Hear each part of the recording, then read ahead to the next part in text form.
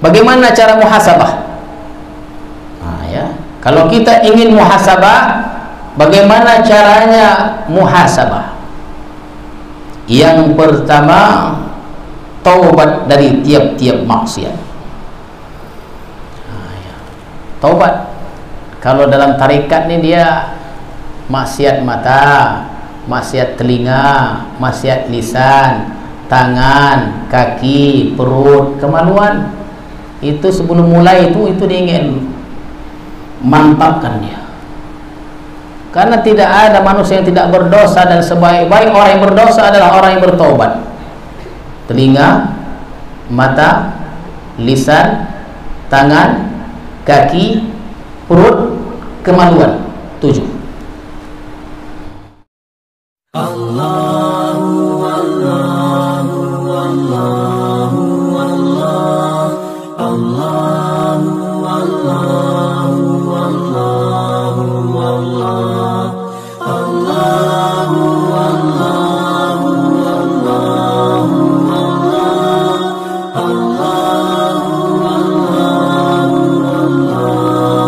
Allah, Allahu Al-Fatihah.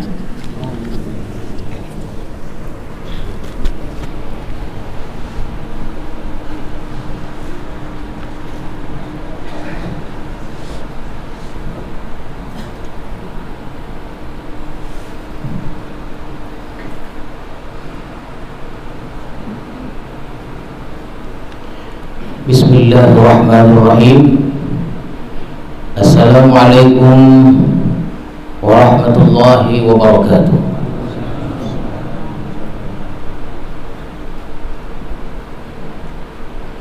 Alhamdulillahilladzi amarna birridha wal muhasabah.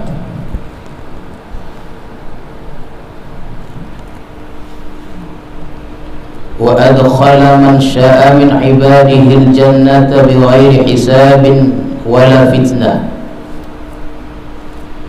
Ashhadu an la ilaha illallah wahdahu la syarika lah, wa ashhadu anna sayyidana Muhammadan abduhu wa rasuluhu al-maghfur lah.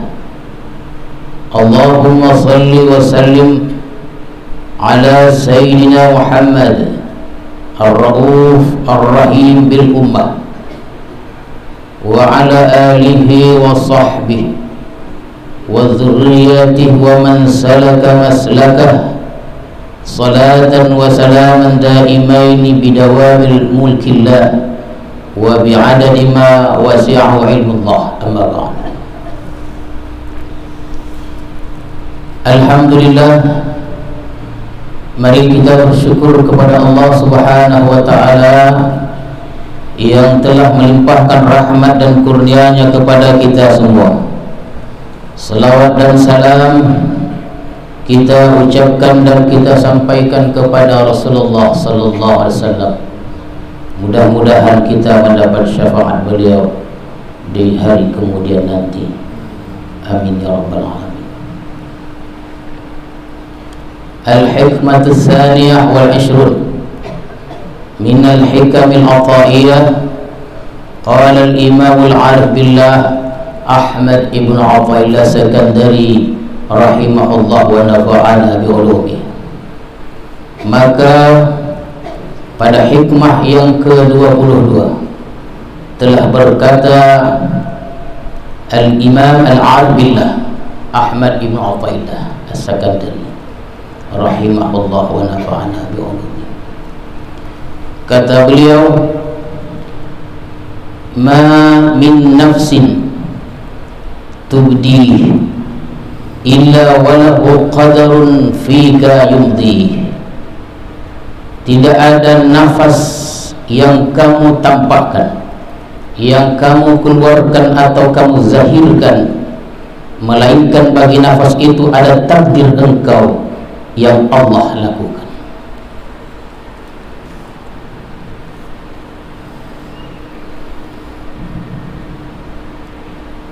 Semua nafas kita, keluar masuknya nafas kita, hadirin sekalian, sudah diketahui dan ditentukan oleh Allah Subhanahu wa taala, maka wajiblah kita ridha atas ketentuan-ketentuan dan keputusan-keputusan yang Allah tetapkan kepada kita. Jadi wajib kita ridha. Apakah hakikat ridha itu? Ridha itu adalah engkau tidak membahas, engkau tidak menentang, apalagi marah kepada Allah Subhanahu wa taala. Itulah ridha. Orang yang marah pada Allah, maka sesungguhnya orang ini tidak ridha pada Allah. Maka di akhirat nanti kelak Allah akan bertanya kepada hamba-hambanya. Allah akan bertanya kepada kita, wahai fulan bin fulan, kenapa engkau marah kepadaku, kata Allah. Wahai fulan bin fulan, kenapa engkau mencaci aku, kata Allah. Kenapa engkau marah padaku? Kenapa engkau mencaci aku, kata Allah. Itu di hari nanti begitu Allah katakan kepada hamba-hambanya, kepada kita.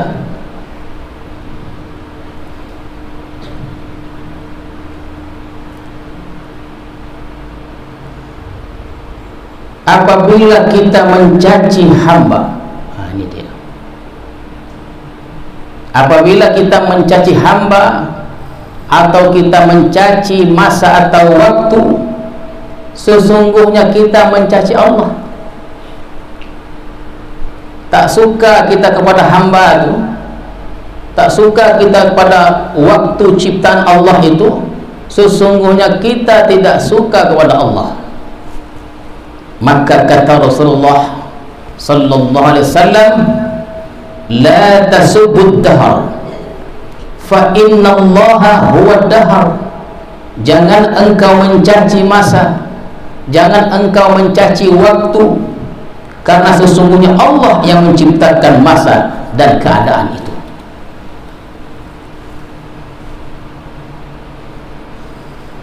Maka dalam hadis kursi itu ada disebutkan, hadirin sekalian,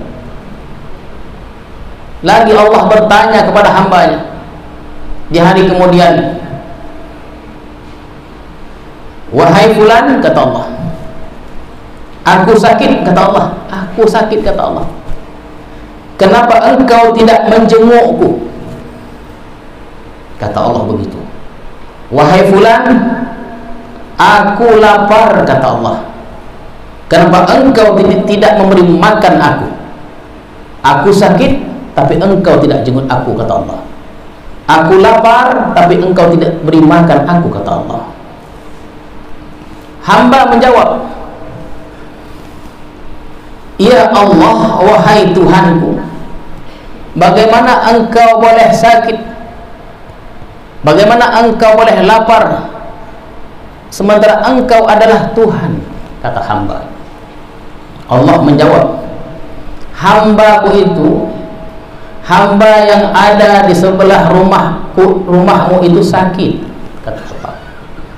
Hambaku itu sakit. Kenapa engkau tidak menjenguknya? Kata Allah. Hambaku itu lapar, dia miskin, dia fakir, dia dalam keadaan lapar. Kenapa engkau tidak memberi makan kepadanya? Sakit dan laparnya seseorang itu atas kehendak Allah. Apabila kita melihat seorang hamba itu sakit, itu kehendak Allah. Apabila kita melihat seorang hamba itu miskin, itu kehendak Allah. Jadi apabila kita melihat orang sakit, kita mendengar, apalagi dekat dengan rumah kita, kita tidak menjenguknya, sesungguhnya kita tidak menjenguk Allah Subhanahu wa ta'ala. Dan apabila kita tidak memberi makan orang lapar, yang lapar itu ciptaan Allah atas kehendak Allah, sesungguhnya kita tidak memberi makan Allah Subhanahu wa ta'ala. Allah akan bertanya itu.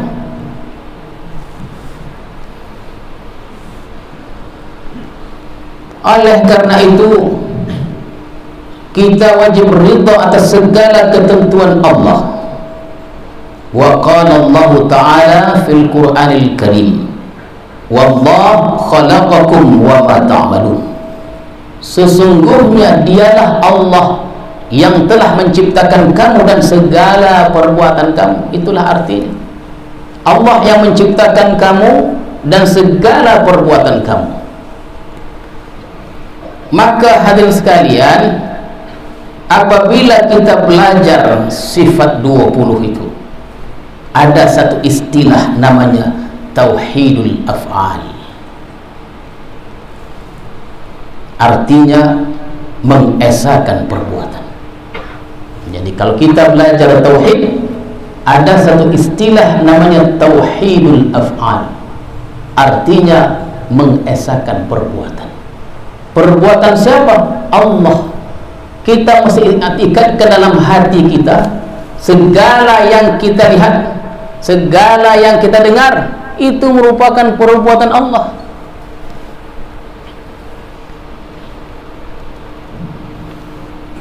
Itu namanya tauhidul af'al. Kalau tidak diikatkan demikian, boleh menjadi kafir.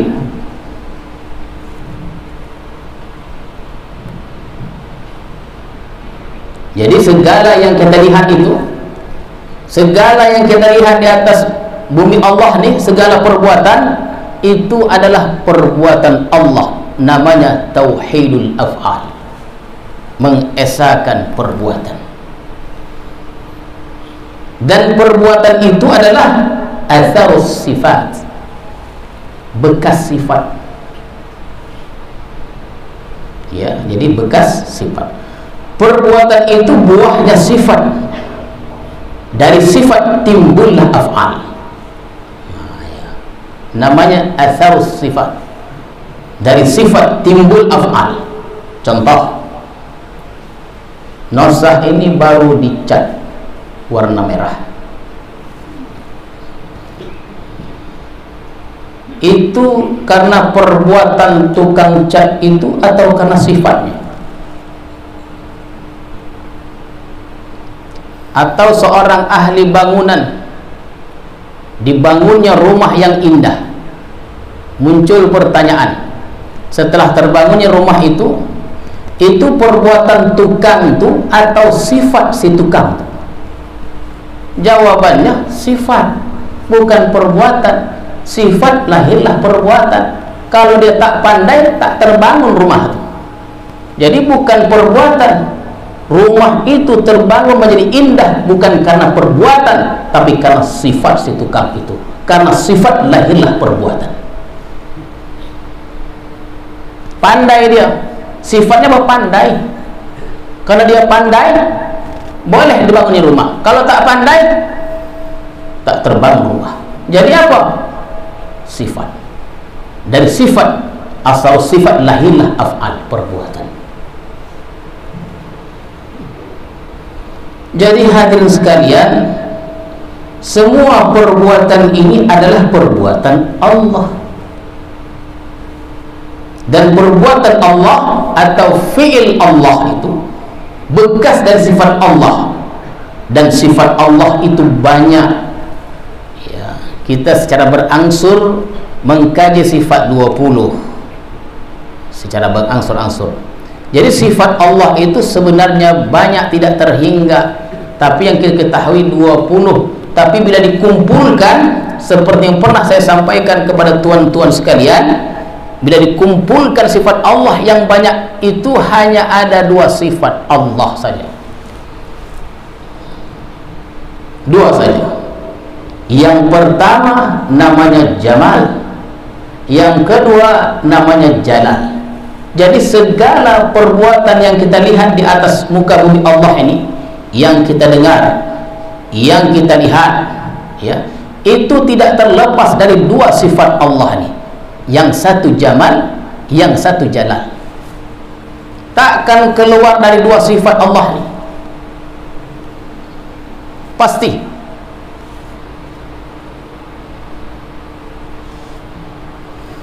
Apa Jamal? Keindahan. Segala yang kita suka itu namanya jamal. Sehat, jamal. Sodaq, jamal. Cantik, jamal. Yang tidak kita suka, sakit, jamal, jalal. Ya.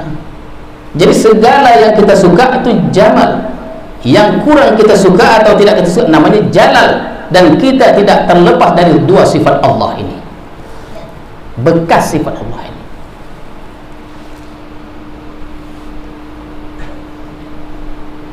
Jadi apabila kita melihat hamba, sahabat-sahabat kita yang punya sifat penyayang, pengasih, pemaaf, itu merupakan bekas dari keindahan Allah. Dan sebaliknya, apabila kita melihat sahabat-sahabat kita yang punya sifat pemarah, merajuk, emosi dan lain-lainnya, bekas dari sifat Allah yang namanya jalal,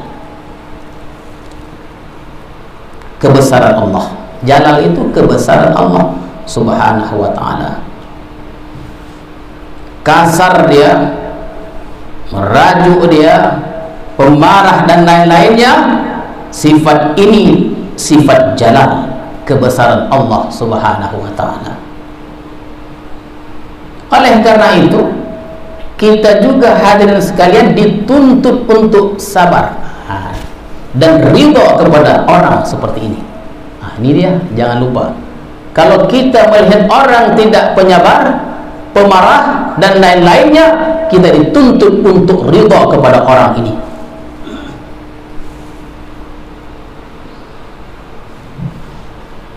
Jadi disinilah diuji tauhid kita, tauhid af'al. Adakah kita belajar tauhid itu di kitab saja, tidak sampai ke hati? Ini mau kita praktekkanlah. Kita beritahu macam mana jalal dan jamal itu, atau jamal dan jalal. Jadi jangan kita ridha saja berkawan dengan orang baik. Kan kalau berkawan dengan orang baik suka kita. Berkawan dengan orang mempunyai sifat pengasih dan penyayang, pemaaf, baik lagi dia. Asal berjumpa dengannya, dikasihnya kita ridha berkawan dengan dia. Dan kita juga dituntut untuk ridha kepada orang yang tidak baik kepada kita. Kenapa? Karena yang tidak baik itu merupakan sumbernya jalal Allah Subhanahu wa ta'ala. Kadang-kadang kita benci kepada orang yang benci kita. Kadang-kadang kita benci, bukan kadang-kadang, memang begitu, kepada orang yang fitnah kita. Kita benci kepada orang pemarah, pendendam dan lain-lainnya.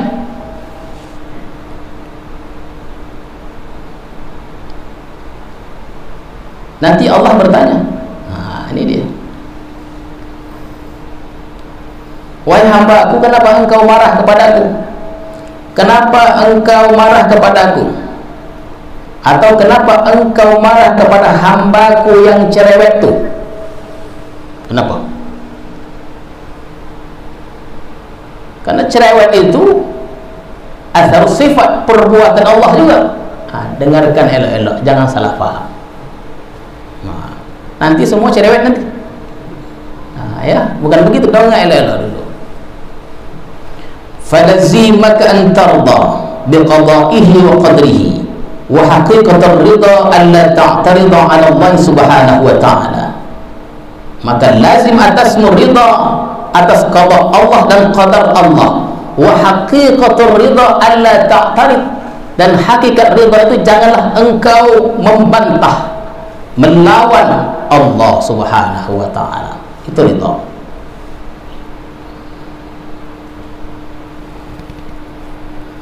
Kita punya anak 10 orang. Contoh, sekarang kebanyakan 2. Ya. 10 orang. 5 orang anak itu baik, 5 orang lagi nakal minta ampun. Kita sayang kepada 5 orang yang baik, tapi terkadang benci dan marah kita kepada 5 yang nakal. Kalau kita ridha kepada yang baik itu, kita juga dituntut untuk ridha kepada 5 orang yang nakal itu. Karena kedua-dua ini sama ada yang baik dan nakal tadi sifat Allah yang namanya Jamal dan Jalal.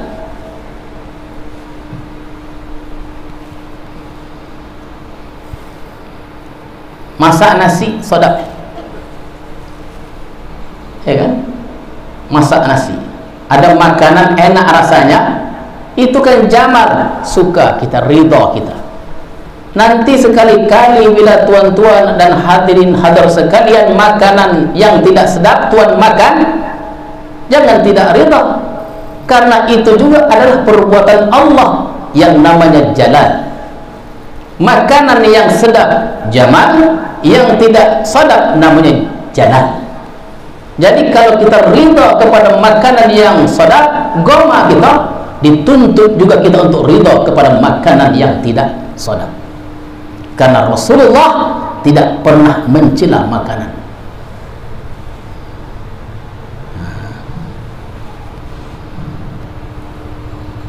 Kalau kurang garam minta elok,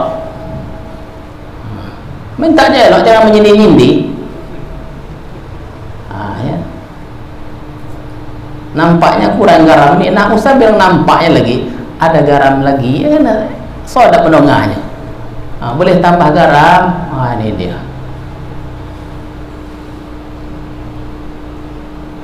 Dan kadang-kadang sifat itu hadirin sekalian ada pada diri kita. Ya.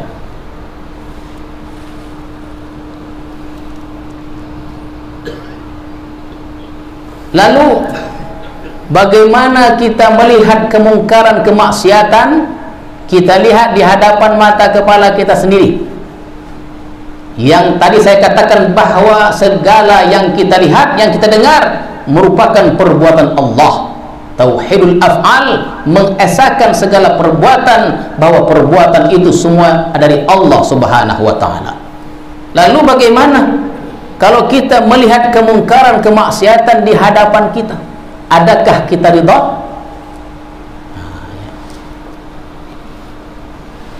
Maka melihat kemungkaran ini dilihat dengan dua sisi, sisi syariat dan sisi hakikat. Begitu hadirin sekalian.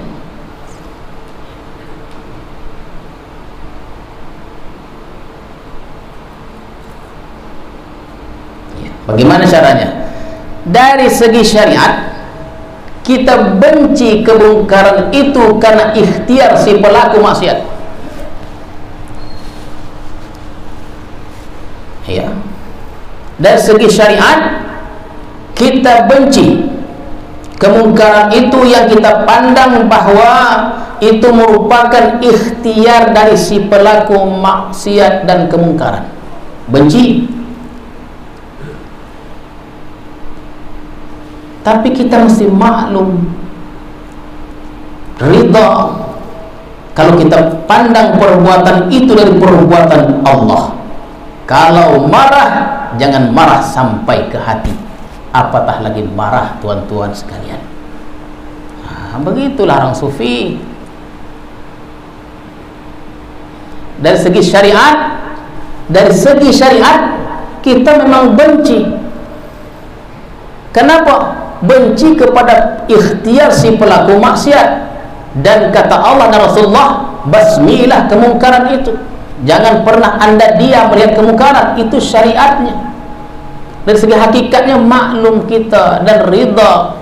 Kalau marah boleh, tapi jangan sampai marah ke hati. Panggil dia elok-elok. Karena dunia ini berputar. Marah saja kepada kita, nanti lama-lama kita pun yang bermaksiat nanti. Nauzubillah. Kita tak tahu.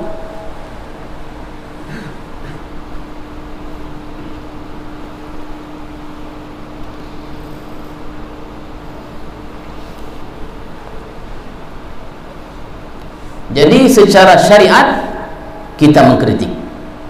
Itu kan ada hadis Rasulullah. Man ra'a minkum munkara falyughayyir biyadihi. fa in lam yastati' fa biqalbihi fa bi man ra'a minkum munkara falyughayyir bi yadihi fa in lam yastati' fa bi lisanihi wa in lam yastati' fa biqalbihi wa adhaful iman. Kalau engkau melihat kemungkaran, munkaratun nakirah, kemungkaran apa saja engkau lihat, maka robahlah, cegahlah dengan apa? Kuasa. Itunya kita perlu ada kuasa. Tak perlu bercakap, tanda tangan aja, tutup tanda tangan, tolong tutup. Itu dia, itu biadi. Tapi kalau kita tidak ada kuasa, turun fabilisani, ceramah lah bahwa itu tak elok, ya kan? Itu tak elok. Kekuatannya pada itu. Tak ada kuasa, tak ada kemampuan menyampaikan secara lisan, fa biqalbi wa huwa adhaful iman. Tak ridho aja, ya Allah. Cukuplah. Kenapa lah begitu? Jadilah. Jadi jangan sur dengan kemungkaran tu, itu bahaya. Ada lagi ni.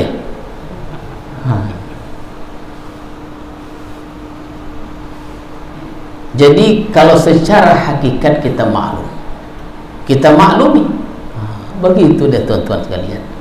Jadi kalau ada orang, pernah saya sampaikan, apabila kita benci kepada orang yang benci kepada kita, itu menandakan ada penyakit dalam hati kita. Apabila kita marah kepada orang yang fitnah kita, menunjukkan ada penyakit dalam hati kita. Payah ni Ustaz. Begitulah dia. Tuan bacalah sejarah Rasulullah dari A hingga Z. Rasulullah tidak pernah marah kepada musuh-musuh beliau.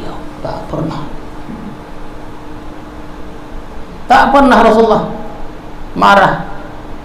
Bahkan kepada pembunuh pakcik beliau sendiri, Hamzah bin Abdul Muttalib pun beliau tak marah. Kita bawa pijak kaki dibaliknya, tak berkesudahan, bersambung esok harinya. Tengok tu. Itulah kita yang nak kita boloh hati tadi, ya, nak kita rawat dia. Karena merawat hati itu jauh lebih utama dari merawat badan itu.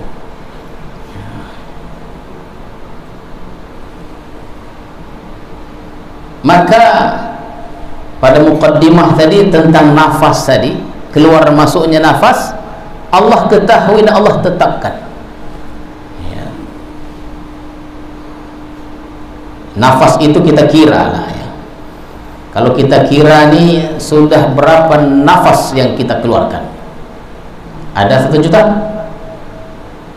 Adakah 2 juta nafas yang sudah kita keluarkan? Allah Maha tahu. Bahkan berapa juta pokok dari timur ke barat, ketika dedaunan yang berjatuhan dan setiap pokok itu Allah Maha tahu. Dan nafas berapa miliar manusia di dunia ini, sampai 5 miliar mungkin, yang besar, yang kecil, yang muda, yang tua, dengan segala macam ragam sukunya, bernafas. Jumlah sekian jumlah manusia, keluar masuk nafas, Allah ketahui jumlahnya.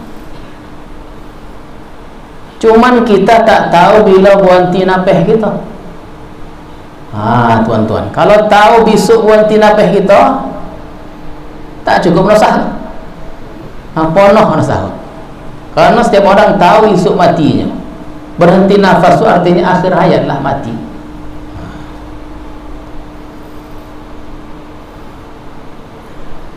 Jadi bila habis nafas tu, pindahlah kita ke satu negeri namanya akhirat. Akhirat. Kita pun dihisab oleh Allah. Inilah, kita pun dihisab. Makanya hadirin dan hadirat sekalian, tentang Jamal dan Jalal tadi, ya, ke situ lagi. Sampailah kita dihisab. Qala Allahu Ta'ala, inna as-sam'a wal basara wal fu'ada kullu ulaika kana anhu mas'ula. Pendengaran, penglihatan dan hati ini semuanya diminta pertanggungjawabannya. Pernah kita tidak menjenguk Allah? Kenapa tidak menjengukku? Rupanya kita tidak menjenguk sahabat kita atau jiran kita yang sakit. Kenapa engkau tidak beri makan aku? Bagaimana Allah aku beri makan engkau? Engkau adalah Tuhan. Hamba yang ada di sebelahmu itu lapar, dan lapar itu ada atas kehendakku dan ciptaanku. Kenapa engkau tidak beri makan padanya? Karena apabila engkau tidak beri makan orang sedang dalam kelaparan, sesungguhnya engkau tidak memberi makan aku, kata Allah. Qala Rasulullah sallallahu alaihi wasallam, ma min 'abdin yakhtu khutwatan illa su'ila anha ma arada biha. Langkah yang kita langkahkan kemana saja tujuan, Allah Maha tahu, dan langkah itu akan diminta pertanggungjawabannya. Dan jangan sekali-kali kita pura-pura tidak tahu bahwa Allah tidak tahu.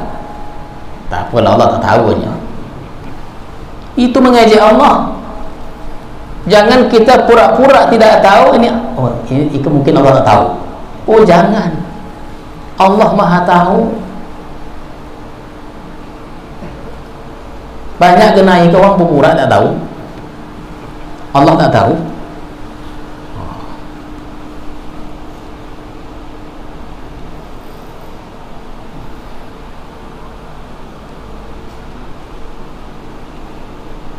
Qala Umar radhiyallahu anhu, hasibu anfusakum qabla an tuhasabu wazinu qabla an tuzan. Hisablah sebelum engkau dihisab. Begitu dia. Sudah berapa umurku, berapa yang telah kuhabiskan untuk agama, berapa dosa yang telah kuperbuat, berapa langkah yang telah kulangkahkan untuk maksiat, untuk kebaikan. Itu namanya muhasabah. Makanya hadirin sekalian, dalam muqaddimah amarna birridha wal muhasabah. Itu dia maksudnya, memerintahkan kita untuk ridha dan muhasabah.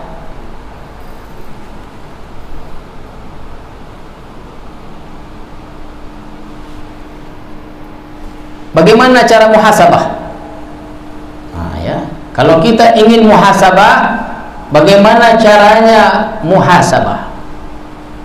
Yang pertama, taubat dari tiap-tiap maksiat.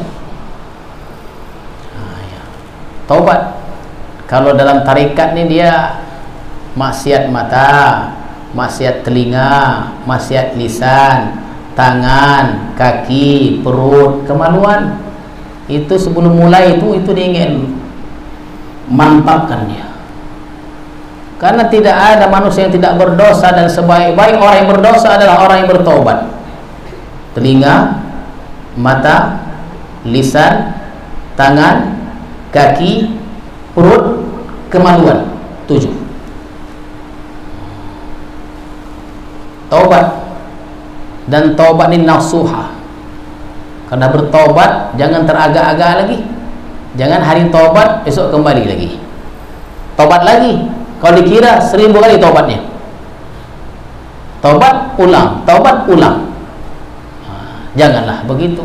Kalau tobat nasuha betul.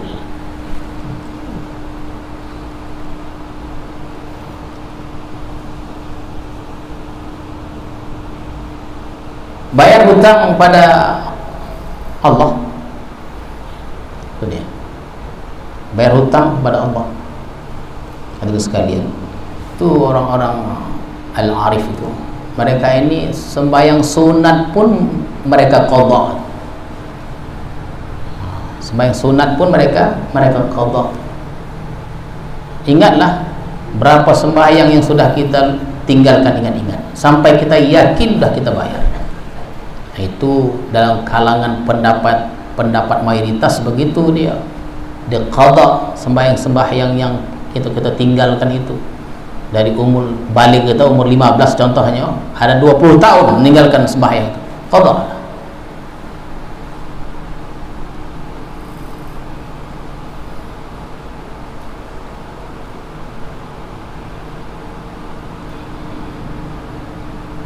Jadi taubat, kita bayar hutang kepada Allah, termasuk kembalikan kezaliman kepada pemiliknya. Ini dia. Itu namanya taubat. Ada usaha. Dia. Pernah kita mengambil hak milik orang lain, ya kan? Dia tidak serius ketika dia mengembalikan harta yang pernah diambilnya itu. Dia sendiri yang memberat-beratkan dirinya. Mungkin dah tak ada orang ini. Mungkin dah tak ada orangnya. Memang dia tidak mau. Jadi hadirin sekalian, yang ketiga itu adalah cara muhasabah selain taubat dari tiap-tiap maksiat dan bayar hutang kepada Allah, kembalikan kezaliman yang pernah kita ambil.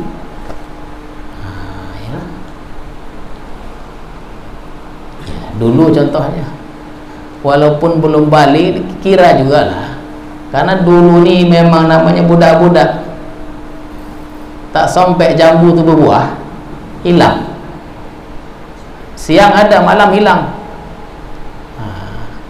Kan teringat je dulu, sebenarnya dulu lah tebu ni, itu paling ingat saya tu dulu lah ya. Kawan-kawan ni tebu tu digergajinya, gergaji bosi. Kenapa tidak pakai parang, nanti donga wangnya.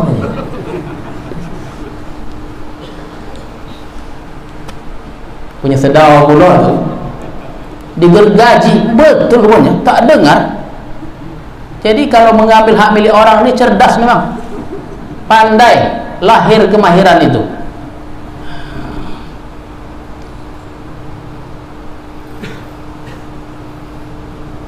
Kalau tak sanggup bayar, minta halal. Minta halal pada warisnya. Jadi kalau tak ada warisnya, hadiahkan. Tak ada warisnya, hadiahkan. Pahala-pahala bacaan itu kepada orang yang pernah kita ambil hartanya itu. Itulah dia hadirin dan hadirat sekalian. Jadi yang ketiga itu, muhasabah itu adalah kita kembalikan harta yang pernah kita ambil atau yang pernah kita rampas dari pemiliknya. Kembalikan dia. Kalau sudah meninggal contohnya, kembalikan kepada warisnya. Warisnya tak ada lagi, bersedekah untuknya. Itulah namanya muhasabah. Jadi inilah hadirin hadirat sekalian, kita apa yang dapat kita simpulkan, kita ridha kepada yang kita suka dan kepada yang tidak kita suka. Makan sodak, alhamdulillah. Makan tak sodak, alhamdulillah. Bolehnya? Begitu dia. Masuk pencuri contohnya, alhamdulillah. Karena ada cerita itu, pencuri masuk, wali itu dihidangkannya makanan. Makan dulu katanya. Makan dulu katanya. Makan dulu dah konyang pencuri itu, karena pencuri tak dapat apa diambilnya, karena rumahnya tak ada apa-apa. Dan wali ini tahu disediakannya makan nasi goreng, rendang, makan dulu bawa pergi gitu. Setelah makan konyang, pergilah. Rasanya kita tak boleh, yang kita mau kita lopuk dia. Ayana. Tapi itulah dia. Jadi yang terakhir ni tuan-tuan simpulkanlah sendiri yang terbaik. Ya. A'udzubillahi minasyaitonirrajim. Bismillahirrahmanirrahim. Allahumma zidna ilma warzuqna fahma walhiqna bis-salihin. Allahumma ja'al jam'ana hadza jam'an marhuma wa tafarruqana min ba'di tafarruqan ma'suma. Wa sallallahu ala sayyidina Muhammadin wa ala alihi wa sahbihi ajma'in. Subhana rabbika rabbil izzati amma yasifun wa salamun alal mursalin walhamdulillahi rabbil alamin. Assalamualaikum warahmatullahi wabarakatuh.